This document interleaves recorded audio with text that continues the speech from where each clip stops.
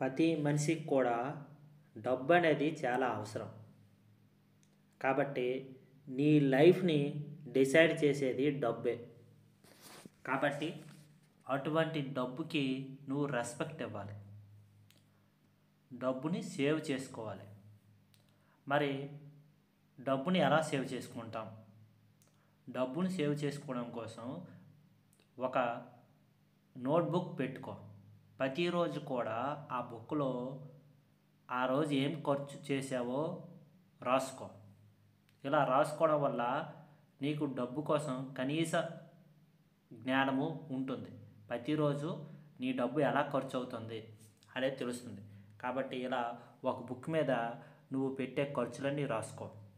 ఇంకా అదేవిధంగా ఆ బుక్లో వేరే పేజీలో నువ్వు ఏమేమి ఖర్చులు చేయాలనుకుంటున్నావో అవి కూడా రాసుకో.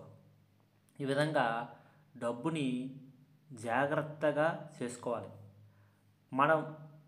మనం చేసే పని అనేది డబ్బు కోసమే.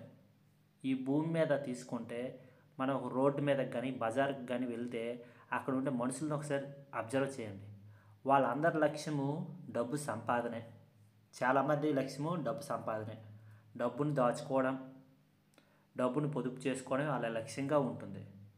కాబట్టి ఫ్రెండ్స్, మీరు డబ్బుని ప్రేమించాలి, డబ్బుని గూర్చి ఆలోచన చేయాలి, డబ్బుని జాగ్రత్తగా చూసుకోవాలి, డబ్బుని సేవ్ చేసుకోవాలి.